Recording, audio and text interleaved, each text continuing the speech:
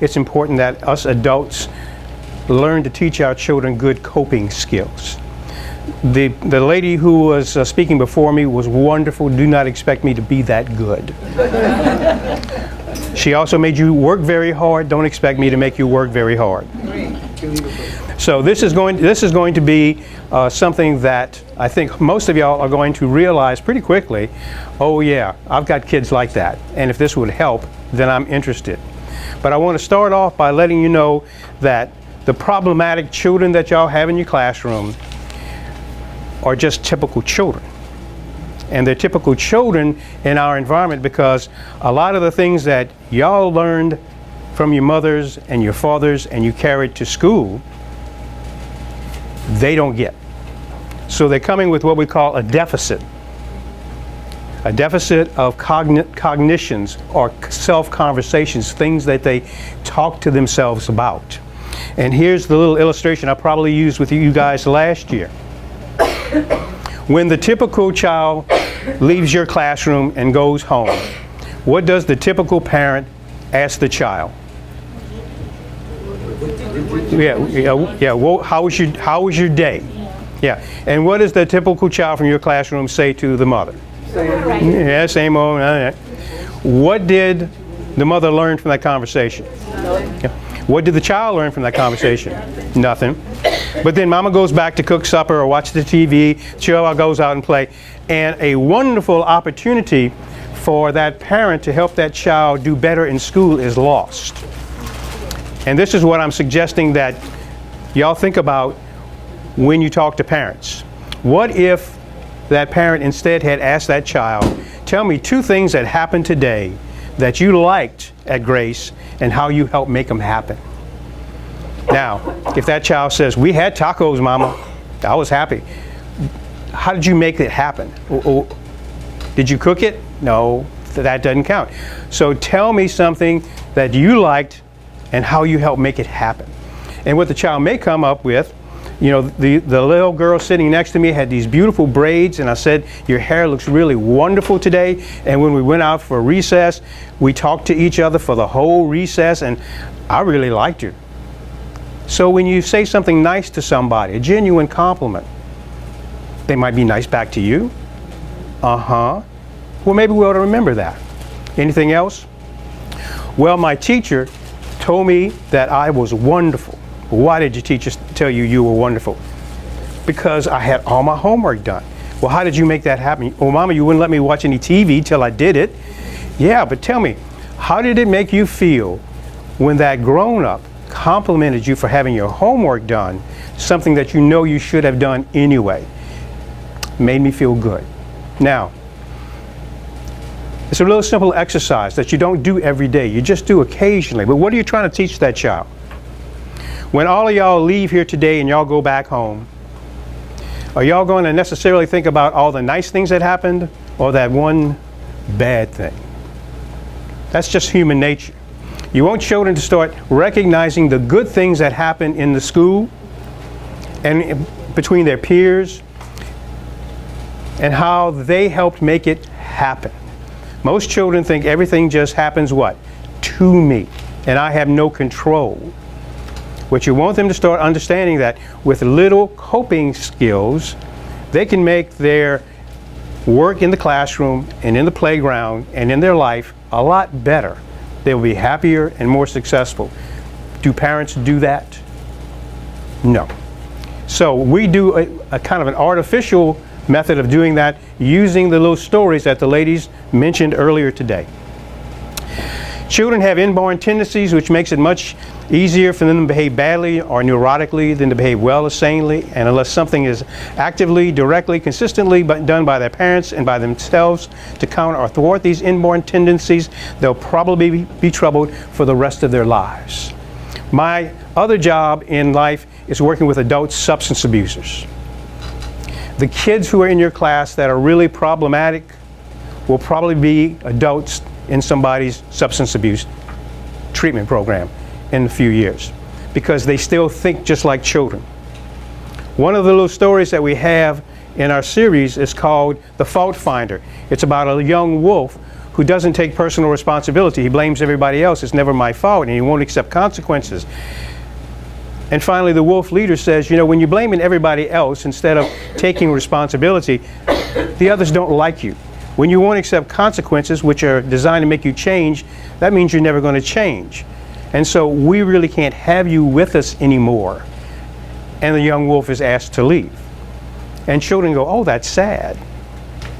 But don't y'all have kids who will never take responsibility? It ain't my fault. You know, he did it, or whatever. And you can't punish me like that. Well, you know, it's not punishment, son, it's correction. Now, the reason I use that little story is because one of my counselors at the adult clinic read that story to 7 men in substance abuse treatment, and she asked them, how many of you are just like that? Raise your hands, please. And how many of them raised their hand? All of them. So that child that you're looking at in that 2nd grade class who's like the little wolf, if he doesn't change, that's what's going to happen. This is a little exercise I do with people to make sure that I can keep them awake. I'll read the black part, and I wish y'all would read the red on each of these. If a child thinks they can't succeed, if a child thinks others will never like them, if a child thinks that school is too scary, if a child thinks that play is more important than study, if a child thinks it's okay to avoid difficult things, if a child thinks it's okay to do anything to be accepted, and read the last. As long as they think that way, you can't cry, scare, or punish them to be enough to keep you from there. You have to teach them good thinking, good skills. Now, some of y'all have the personality to where kids, they're going to do what you want them to do. They behave well in your class. But then when they go to the next class, it's just like Dr. Jekyll and Mr. Hyde. You know, you can control them by your personality a lot of times, because I hear y'all talking to this lady, and y'all have rules and you have structure, and they'll follow it, and yeah. But as soon as they get into a less structured setting, what happens? Chaos. You see, because who's in control? Yeah. The rules control them here. The rules don't control them there. But the consequences of not controlling themselves because the rules aren't there causes them problems. Because if you got a child that thinks they can't succeed in your classroom, how difficult is it for you to get them to do their work? If they think no one's ever going to like them, do they have friends on the campus? Probably not. So the idea here is to use therapeutic fables, little stories, to introduce concepts to kids so that they can get over the fact that it's my thinking that is causing me to have problems. It's not what other people are doing or not doing. We get sometimes caught up in 2 words that really don't help: attitude and personality. Well, that child just got a bad attitude. Now, when you tell a child they have a bad attitude, are you telling them anything to make things better? Are you possibly even making things worse by making them think, well, if that's the way I am, that's just the way I am. That's my personality. I'm going to be obnoxious all the time. I'm not going to do my work. I'm going to be... We use those kind of words because we don't know what's going on in their heads. And when you ask them, what are you thinking about right now? Most of them don't pay attention enough to know. But if you have used some of our little stories and you say, you know, are you acting just like that little wolf in that story that got asked to leave? What could that wolf have told himself to where they wouldn't have asked him to leave? And use that as a way to get these children to start thinking about what they can tell themselves so that they can be better accepted and be better students. Now, y'all who were here before, remember this little exercise, but I'm going to go through it for the new people. Y'all remember it? Okay. This is an imaginary exercise that I asked y'all to participate in. I'm going to tell a short little story, and I need y'all to do a couple of 3 things. The first thing you got to do is imagine yourself as a 4th grade girl. Okay, 4th grade girl. Okay. You have to, when I ask questions in this exercise, answer honestly as if you were that 4th grade girl. And the third thing I ask you to do is to close your eyes and just pay attention to the story, because You'll get in character like that. This is like acting, okay? Can everybody do that for me? This won't be long. All right. No one's going to touch you, try to scare you. We're not going to embarrass you or anything like that. I just want you to listen to this little story and imagine yourself as a new 4th grade girl. Okay, everybody? Close your eyes and just relax. This is the hardest thing I'm going to ask you all to do. You're a 4th grade girl. You're looking at yourself in the mirror. You got your new uniform. And Mama just took it out the box. This is a new school that you're going to. And when you look at yourself, you say, I look pretty good. And her mama says, you look wonderful, honey. Now you go down and you're waiting for the bus. The bus pulls up. The bus driver opens the door. You walk up the steps and he greets you and he says, oh, you're the new girl. I'm so happy to see you, dear. You're going to have a wonderful time at school. You look great. Why don't you find a place to sit? So y'all are walking down the aisle now, and all the seats are taken. There's no place to sit. But way in the back of the bus, you see a group of kids about your own age. Now they're waving at you to come to them. You walk down the aisle to them, and they scoot aside and make room for you, and you visit with them all the way to school. Now you're walking up the steps to the school. There's a lady standing at the top of the stairs, looks important, she's got a clipboard. She calls you over and she says, you're the new girl, I'm so glad that you're here, honey. You look great, you're going to have a wonderful time at our school. Here's your list of classes. Your first one is in room 13 down the hall. Just walk straight down. Now I want you, as that 4th grade girl, to imagine that you're walking down the hallway to room 13. You can see it in the distance. But now I want you to notice that all the little girls have yellow bows in their hair, but you have a red bow from your old school. I want you to notice that all the little girls have black shoes on, but you have brown shoes from your other school. Standing in classroom 12, the doorway, right before you get to your class, are these 2 8th grade looking girls, tall, beautiful hair, uniforms starched and pressed, talking quietly to each other. And as you approach them, they turn and notice you and stop talking. And right as you walk past them, you hear them laugh quietly and start talking again. Now, as that 4th grade girl, not yourself in real life now, if you were that 4th grade girl, how many of you right now wish you had never come to this new school? Just raise your hand. How many of y'all, as this little 4th grade girl, wish you could go to the office, call your mama and tell her, come get me, I'm feeling sick? How many of you, keep your eyes closed, y'all, how many of y'all, if you were that 4th grade girl, would like to walk up to those 2 8th grade girls and just slap them silly? Okay. All right, now you can open your eyes. Y'all were wonderful. This was great. Every group that I do this with has a predominant number of wish I'd never been here, a few I want to call mama, and usually about 3 or 4 slappers. And since y'all know each other, y'all know who the slappers were. Now, I just need a little volunteer to stay in character, and I'm just going to ask a few questions. Would anybody be willing to volunteer to stay in character and the little 4th grade girl and let me talk to him? It's not about you personally. Don't be scared. Somebody? I know nobody. Nobody wants to do it? Do I have to pick somebody? And you're sitting right in the wrong place. Okay, so you're going to stay in 4th grade, can you? Mm-hmm. Okay, now, obviously everybody knows that right now you're feeling really bad, okay? Now, why are you feeling really bad? Because of the kids talking about me. Because the kids talking about it. And what were they saying?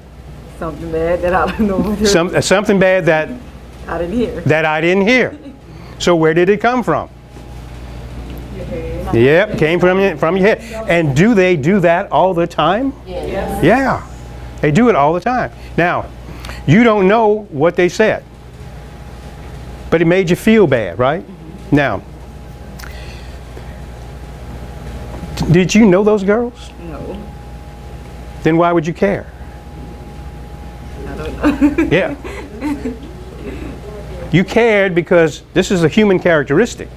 Not only for that 4th grade girl, but for all of us. We don't like to look foolish in front of high status peers. You know when you go to a party and there's somebody got your same dress on, but she looks better in it? I'm being facetious here, but that's a real thing. And as long as you're doing that. Now, if that had been 2 kindergarten kids, would you have been so upset? No. No. If they had been two 8th grade girls, but their hair was nasty, their uniforms were messed up, they had ugly words tattooed on their knuckles and they misspelled words, would you have been so upset? No. So who made them high status peers? Myself. You did. Who's got the control there? You'll see this slide in just a minute. Who had the control? Who took the control of that little girl?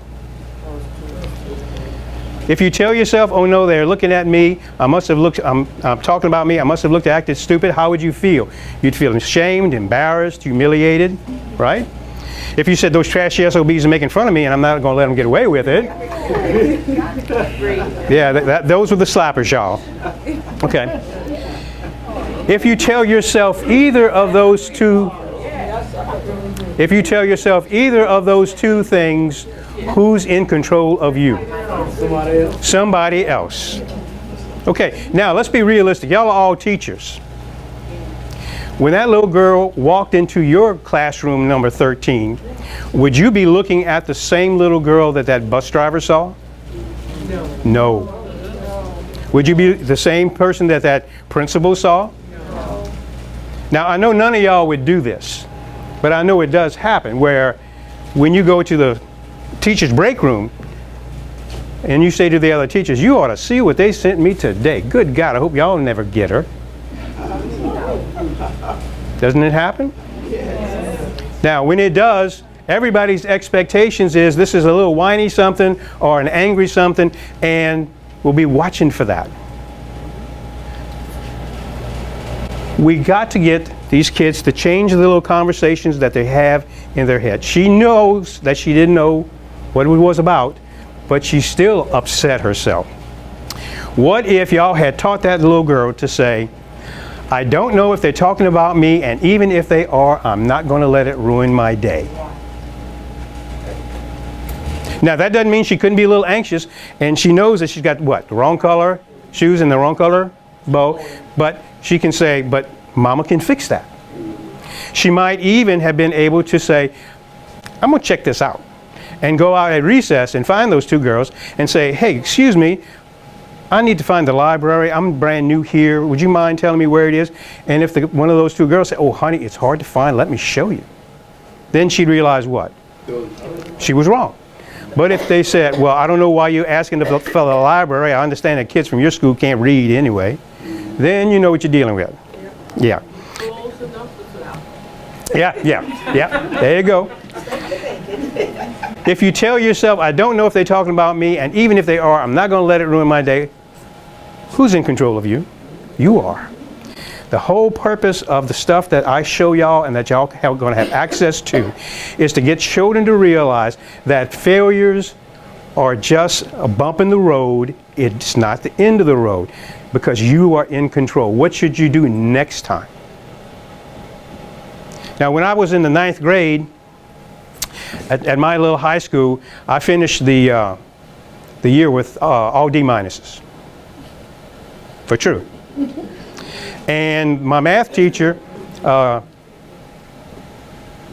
walking by me, and I said, excuse me, you know, I know I didn't do well in math, but I'm looking at the grades, you know, that I had all year, and if I do the math, it would seem like instead of me getting a D minus, I should have gotten an F. And the math teacher said, son, if I'd given you an F, you'd been in my class again next year. Oh. So, fortunately, my parents were wise enough to put me in a different setting, and I was wise enough to realize I really screwed that up. And kids can do that, can't they? But they have to have the tools to work with. And fortunately, I had good parents who never fussed about anything. They just said, you're doing it to yourself, you can do better. And of course I did, because I went to college, graduate school, and whatever. The point is that kids don't have these skills, and they need to learn them. The story that we just did in here is called The Whispering Squirrels on our website. And it's about being able to recognize the foolishness, it's too small to read, the foolishness of the whispering squirrel, the foolishness of those girls, you know, doing that, and not to make yourself upset. We're trying to get the kids to understand the phenomena that the things I tell myself about myself, others in life, determines how I feel and act. If I know what I'm thinking, and if appropriate, I will act on it. If inappropriate, I can change it. If I can do that, I can control how I feel and behave, and I will be in control. You've got a lot of good kids in your setting that do the right thing, and the other kids make fun of them. So part of what you want to do with the coping skills program is to get those kids to recognize that they are doing the right things and they're okay. Because sometimes their peers won't let them believe that. We talk about coping skills. Well, coping is the ability to experience a less than optimal situation, face it, accept it, proceed forward with an adaptive response, because life is going to be difficult. Everybody in here has a college degree, right? And college was just so easy and so fun, and every morning you woke up and you were just so happy to be going. No. And you teach school because y'all make so much money. You do things that are good for you because you feel good about yourself doing it. You're coping with the fact that you had to, maybe not in your era, but eat ramen noodles 3 times a week. You know, that you can't afford to have all the premium stations on the cable because you just can't. That's coping, and that's what little children can learn. This is the book that the material that I'm showing y'all was in, and that was the name of the chapter that we wrote. This is something that I'm going to give to y'all. Change is difficult for any of us. Yes. Now, when you're working with children who are habitually angry, sad, mad, whatever, you know, whatever, it's a habit, and they don't know how to control it or change it. And one of the things that we talk about in here is sometimes, and we talk about, I'm going to paraphrase this, sometimes people do things because it feels right, because it's an old habit, and it's not because it's not right, because it's an adaptive change. In other words, they keep doing the same stuff over and over again. And that's why I'm going to reintroduce this to y'all who were here before. Everybody knows what this is, right? It's a what? Oh, y'all are mute. A traffic light. Traffic light. It's a signal light. Now, there's one right down here at the corner at 20, right? Now, when I got to that spot, if the light had been red, what should I have done? If I didn't stop, what's going to happen? Nobody said get a ticket? Y'all ain't got no cops around here then. Yeah. I ain't seen any. I drove around. I didn't see any cops anywhere. If it's yellow, what should you do? Slow down. Okay. There's no cars around. It's the last episode of The Bachelor. What are you going to do? Pass. Go fast. Go through it. And if it's green, what should you do? Go, because you're in the right. Right? And if somebody T-bones your car, you're going to get a new car out of it. Okay? This is how this little exercise works. When you are very angry, very sad, very anxious, ashamed, guilty, whatever strong negative emotion, you should do what? Stop. Don't do anything. None of y'all do that. When you're really upset and you get home and you're stomping your feet and you cursing and carrying on, no, stop. And ask yourself, what am I thinking right now? And does it make any sense? And if it doesn't make any sense, what's some alternative way I could think about this situation? And what would happen if I did something other than my usual? If you are in the habit of getting really, really upset when your children leave their clothes on the floor, you just tell yourself, I'm not going to pick this up, and I'm going to let them have dirty clothes on the floor until they got to go to school with dirty clothes. Okay. Now you say, well, I'll be embarrassed because people say, well, mama's sending them babies to school with dirty. But that's better than screaming and yelling at them, because they're not learning anything. When you look at something and you are a little concerned, a little anxious, it's a yellow light. You need to slow down, think about the situation, what's the best way to handle this, and what's going to happen if I do it that way. And if it's a green light, that means you're not upset with anybody, you're doing it because it's the right thing to do, and you should stick with your decision. We use this with adult substance abusers because they typically do not control their behaviors very well when they're upset. By the same token, when they're doing the right thing, they're too easily manipulated by others, and they leave that green light and go back up to the red light. So before you guys get out of here, I made a whole bunch of posters for y'all to put in your classrooms or in your halls Because what some of the schools that have done this said, you know, the degree of aggravation dropped. Now maybe all your children are perfect, I don't know. But the idea there is, you know, when you have a child in your class that you're noticing is beginning to be upset about something, if you expose them to the stories and you got the poster up there, say, honey, what light are you about to be at? And if they say, red light, say, yeah. So what should you do? Not do anything? Yeah. So why don't you think about it, and I'll come back to your desk in a few minutes and talk about what's going on. You know, diffuse the situation without embarrassing the kid. All the kids know what the red light stuff is all about. I also have the little exercise for y'all on how to present it to the class, okay? Well, I also have, y'all remember these? Those y'all were here? Y'all use them? You know, I had one of the teachers tell me, you know what I did with it? She said, I made copies because I give them PDFs, and said, and we put it on every child's, taped it on the child's desk. And you see, she said I could just walk by and go, you got the green light. That's wonderful. So not only can you control bad behavior, you can reinforce what? Good behavior. And they've got something to work with. So I'm going to leave a bunch of these with you guys. Remember from what I told them last year, I always like people to take like 3 or 4 because you're probably going to want to give one to your significant other, that brother-in-law that you don't like, you know.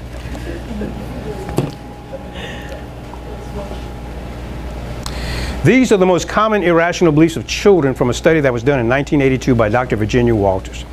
This is so important because it gives you an insight into what's going on with these children.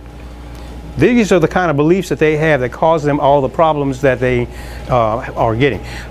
The belief like, I must win. How many of y'all like to play cards with a 4-year-old? No, because they got to win, right? Yes. Yeah. Some of y'all have significant others that always have to win. Things should come easily to me. Now, if you're a student in school and you believe things should come easy to me, are you going to like school? Because nothing comes easy, does it? But that's their expectation. So they don't do their homework, they procrastinate, etc. There's only one right answer. I shouldn't have to wait for anything. It's awful if others don't like me. Can y'all see how that works? The other 5 of this is everything should go my way. I should always get what I want. That's the brat. The world should be fair. Bad people should be punished. I'm bad if I make a mistake. That's the kid who won't do anything for fear that they might make a mistake. Adults should be perfect. I shouldn't show my feelings. What are the problems that these typical irrational beliefs cause children in your classroom? I want y'all to be thinking about some problem children you had, and we'll just go through this quickly. I'm bad if I make a mistake. That child's going to get upset at any imperfection. They're hesitant to start and they're quick to quit. I can't do it. And they won't. Finds normal school and home expectations threatening. Things should come easily to me. They're easily frustrated, frequently angry. They're unable to be patient and persistent, so they're not going to be successful in school either. It's awful if others don't like me. They're anxious about any perceived criticism, easily manipulated, unable to see themselves or others in reality. They're the ones who get manipulated by their peers. There's only one right answer. Anxious in school situations, and they may tend to isolate to make sure that they don't get caught up with making the wrong choice, unable to see alternative solutions to problems, and they're very stubborn. I shouldn't show my feelings. They're unwilling to put the self in a threatening situation like reading out loud. See how hesitant all of y'all were to say, oh yeah, I'll be the little 4th grade girl. Okay, that's one of these. Excessively shy and timid. I shouldn't have to wait for anything. They're impatient, demanding. They are angry a lot. Sees normal frustrations as confirmation that that's not fair. Everything should go my way and I should always get what I want. They manipulate others regardless of the negative consequences. And y'all have some of those, I'm sure. They're whiny and passive aggressive with those in power, meaning y'all. You know, they'll go, oh, I didn't mean to do that. Yeah, you did. Yeah, you did. The world should be fair. Bad people should be punished. They see normal life frustrations as serious personal problems. They resent you when they get a bad grade. Hold grudges, vindictive, unable to see alternative ways to handle a situation. So these are just typical childhood beliefs, but you can see the problematic behaviors that come from that. I must win, unable just to do their best. You've got some children who really excel, but they're not excelling because of their love of learning. It's because, what? They got to be first. I got to win. So if all of a sudden somebody transfers in who's a little bit smarter and makes a little bit better, then they become a problem. Use normal difficulties as unacceptable, and they tend to prone to quit once they cannot be number one. The last one, adults should be perfect, unrealistic expectation of self and others, and they're going to gravitate toward those who will tell me what I want to hear. They congregate on the playground and they say, well, that teacher made that test too hard, didn't she? And if one of them says, no, that's exactly what she told us it was going to be on. Teaching success and happiness skills, which is what this little program is all about. If you want a child to remember something, you make it a story. If you want them to learn how to deal with peer pressure, to be persistent or consistent, put these messages into an enjoyable story and help them understand how to use these skills. The little exercise I did with you guys about the little girl and the two whisperers. Y'all will remember that long after anything else I've said, right? Because it's a story. It's got a beginning, a middle, and an end. The whole idea is that stories are what we have historically learned from. The printing press is only about 800 years old. Before that, we were a verbal society. But all stories are not the same. My classic example of that is the story of the three little pigs. Now, everybody remembers that, right? Okay. Now, has anybody heard it recently? No. How many pigs are there? 3. Who's the villain? The wolf. And what does the wolf do? Goes up to the first house that the little pig made out of straw, and he says, I'm a huff and puff and blow your house down. And he does. And then that pig runs to the stick house brother, and he does the same thing. And then they run to the big brother's house made of brick, and the wolf can't blow it down. And he comes down the chimney, this is the Walt Disney version, into a pot of boiling water and shoots back up the chimney and runs away, and that's the end of the story.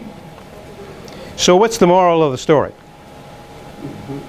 Because when the two other brothers are living at the big brother's house, they're probably not good guests. You know, they probably get mud on their shoes, you know, they leave dishes in the sink. They bring disreputable girl pigs over to the house, you know. Well, if you were the big brother, how long would you let them stay? Not long. You throw them out. Okay, so they are back on their own. What kind of house does the straw house pig build? Pardon? Another straw house. Yeah, another straw. And the stick pig? Another stick house. And so, did they learn anything from this little episode? Not a thing. Who did learn something? The wolf. And instead of knocking on the door, he just blew it down, grabbed both of them, and had a cochon de lait.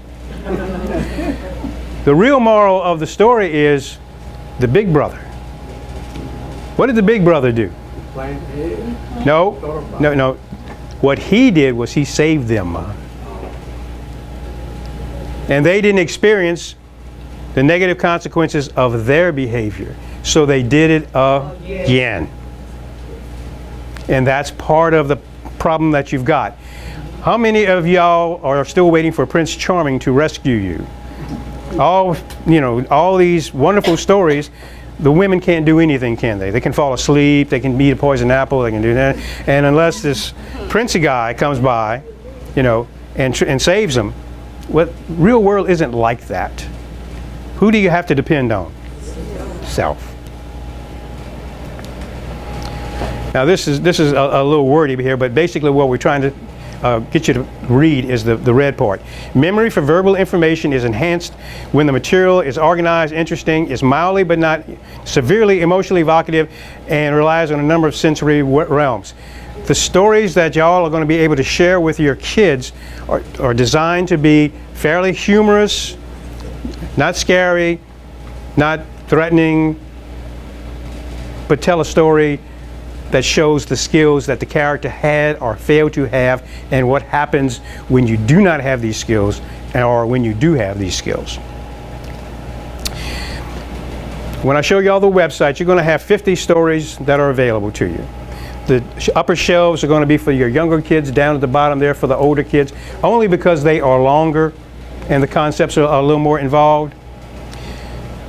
You see, for example, the I'm bad if I make a mistake, irrational belief, there's a series of stories where that's kind of the central theme. You know, being scared of things that you don't need to be afraid of. The fault finder, y'all already know about him.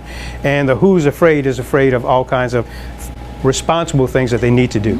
And I'm just going to flip through these so I can get y'all out of here by 11. Okay, now these are our 10 life rules. I've also got, and some of y'all already had these.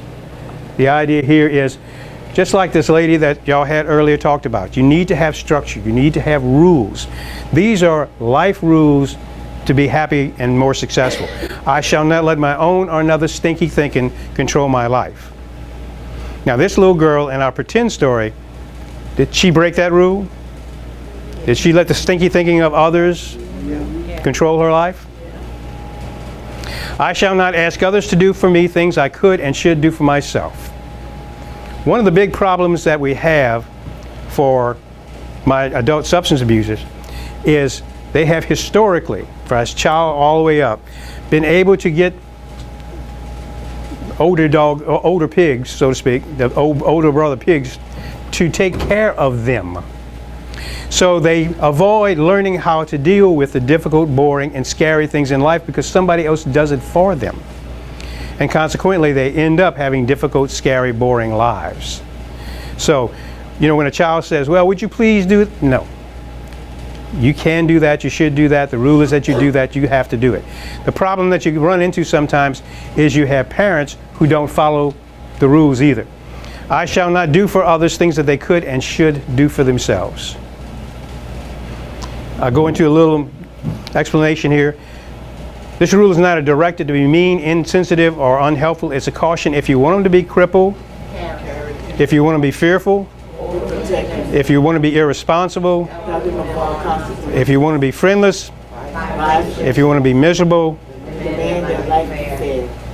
Now that's something that y'all should make a poster of and put in your classroom or in your office, so when the parents come by wanting to know, why is my baby not doing because you're doing his homework for it. That's why. Okay, the next one is I shall not let feelings of guilt, shame, or fear cause me to do something against my best self-interest. Don't allow a child to say, well, I was afraid to raise my hand. No. If you're afraid to do it, you got to do it because it's an irrational fear. I shall not let past failures keep me from attempting future tasks. I shall not get into the habit of comparing myself to others. I shall depend on myself, not others, or things for personal satisfaction and happiness. I shall refuse to allow my fears to determine how I should live my life. I shall select my friends based on their ability and willingness to tell me the truth about myself. And I shall, without intent of harming others, do in life what's in my best self-interest. All of y'all are here working at this school because you feel like this is what is in your best self-interest. And if somebody says, well, you can get a better job, a better paying job at such and such a place, I want to work at Grace Charter, you know, so leave me alone. I'm going to give y'all a booklet. I'm not going to spend time going through all this just because of time constraints.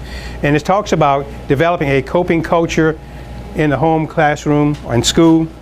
The idea here is that you want to pay attention to the thinking of your children, not necessarily their behaviors. You want them to start focusing on the things that they tell themselves. You want to accept the normality of their dysfunction. They're just children, they don't know. And you use the stories to help them learn. You don't browbeat them because they make mistakes about dealing with particular situations. You address their needs to develop effective coping skills as young as possible, and we suggest that with this program that you can start them at K all the way up to 8th. It's probably best from K to 6, just because those kids are going to listen to you and absorb the material. Use age-appropriate material. Use the cues that we use in our material. Like, stinky thinking leads to not okay emotions and thumbs down behavior. Good thinking leads to okay emotions and thumbs up behavior. Use those cues when you're talking with your kids. Reinforce appropriate skills. Just like I said, when you got the little light on the table and they're doing what they're supposed to be doing, and you can say, "You're at your green light, honey. I love what you're doing." Reinforce those skills. Promote a total coping culture. We have a tendency to isolate or identify the problem kids, whereas if you teach everybody in the classroom the skills, they're going to recognize when their peer is not doing what they should be doing and may actually help you modify that behavior. Involve the family if you can. With this program, you'll have some opportunity to do that. Evaluate the effort. You want to see if what you're doing is making any sense, and then just continue doing it. Now, this is where y'all are going to be going. This is not the website that those of y'all who have used this before have gone to in the past. It's www.cosmoscrow.com, and on the back of these little cards, I've got it, or on my business cards, I've got it. The whole idea behind this is children are going to listen to stories. These are audio enhanced stories. The only thing that you would have to do is turn the pages. When you have worksheets, you would let them listen to it. You could ask them the questions. You could have them. You could have them do the quiz. Either listen to it and give you the answers, or you could actually give them one to take home with the other thing. And there's no magic about it. In the schools where we have grants that require this, we have the teachers do one lesson a month and then try to reinforce it during the rest of the month. Here, if y'all want to do 2, 3, 4 stories a month, you might have a certain block of time once a month or once a week or whatever, and you want to use this, just feel free. Like I said, if you do the audio only, you could be working at your desk on something else and let them listen to it. But if you really want them to participate in it, you could do the actual book design. I shall select my friends based on their ability and willingness to tell me the truth about myself. So my question is, since we've been here for about an hour, I'm considering y'all friends, how many of y'all feel like that this hour was well worth your time? Okay. And how many of y'all feel like that this is something that you think your kids are really going to get into? Okay, that's what we needed to know. How many of y'all are going to drop off $20 bills at the door for me? Wait, no. Okay, that's it. I'm going to have to unplug everything. Thank y'all very much.